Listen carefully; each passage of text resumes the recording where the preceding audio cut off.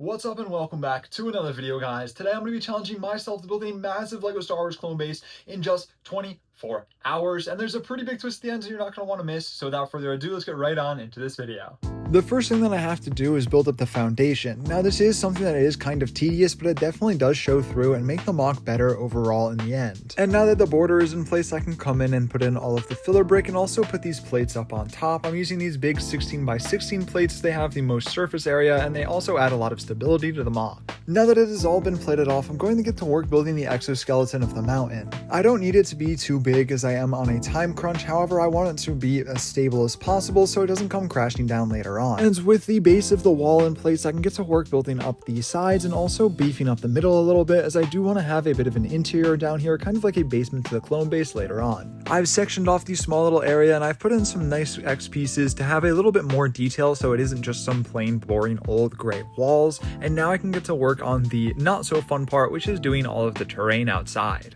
It's a very tedious process of mixing up all the different plates and tiles, but it always does shine through in the end as one of the highlights of the mock. It's just kind of hard to cover up such a large surface area with the limited amount of tiles and bricks. And I also have to keep in mind how I want to position my minifigures later on so they have studs to stand on top of.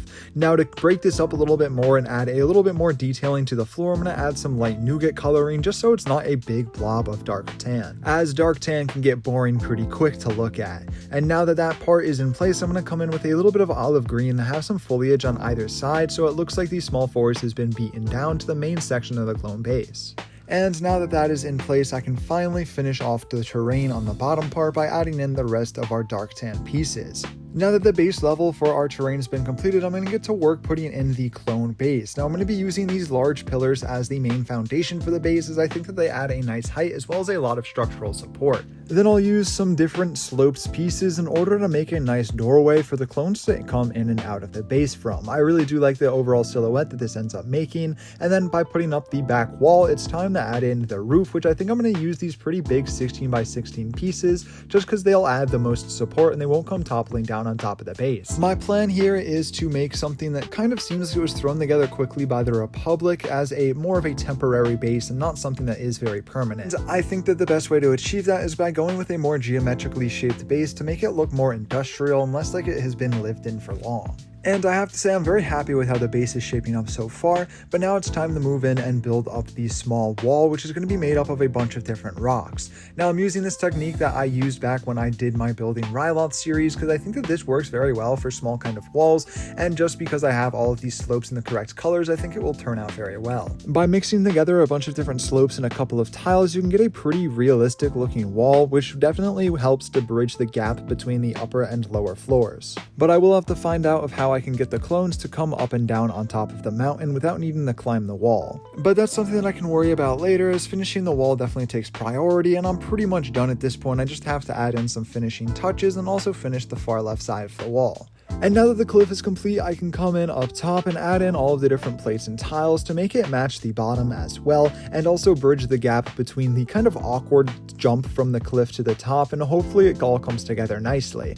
And I'm going to be coming in with a more kind of foresty area in the back, as it won't be a walked on path like the front in front of the base. By using the same olive green pieces that I used in the front, I'll put them over here, and then I'll add in some different foliage and plants later on to add in a good amount of detail.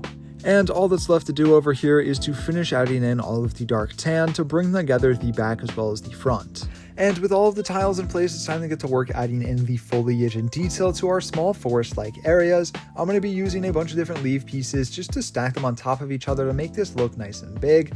Now moving to the back, I want to have some more kind of plants to make it look like it is just a little more overgrown, so I'll use these bigger leaf pieces and make small little bushes, and I think that they turned out pretty well. But now it's time to focus to the interior of the clone base. Now I've decided that I want this to be a clone research base, so after I've finished tiling off up top, I have to add in a couple of different research tools. And then moving down below, where I want to have a pretty large storage area, I have to get to work tiling that off as well. And now that the entire clone base has been tiled off, I can get to work and add all of the finishing touches and details.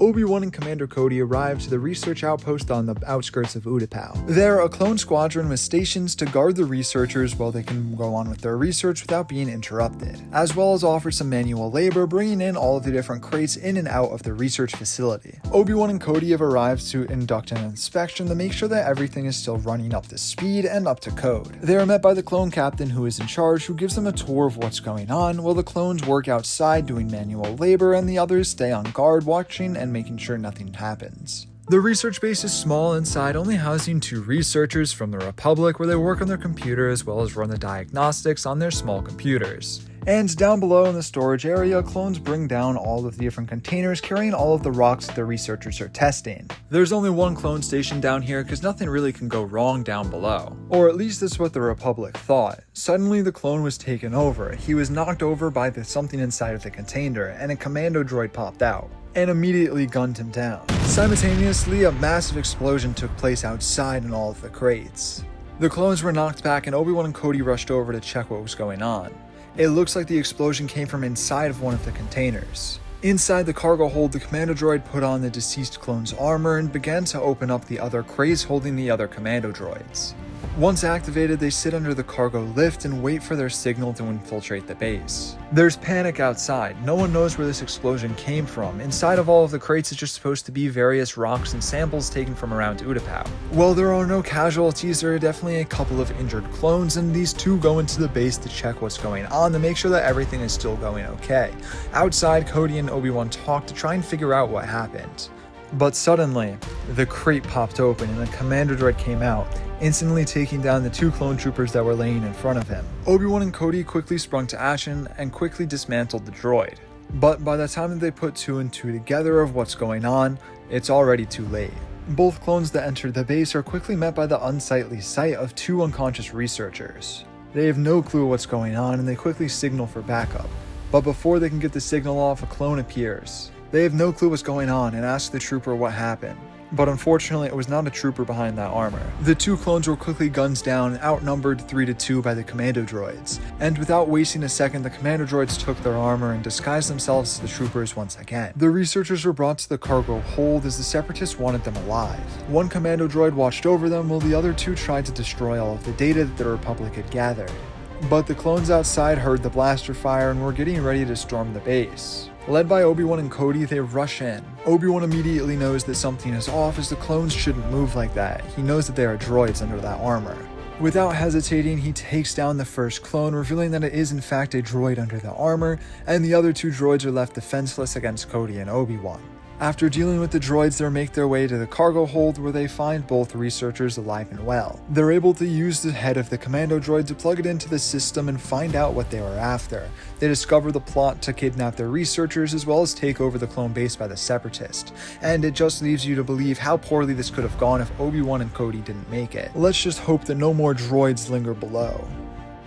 And that's going to do it for this video, guys. Thank you all so much for watching. I tried to lean more into the storytelling aspect of this mock versus the actual mock aspect of it. So let me know what you thought about that down below in the comments and if you want to see more videos like it in the future. But thank you all so much for watching. Stay safe. Drew signing out.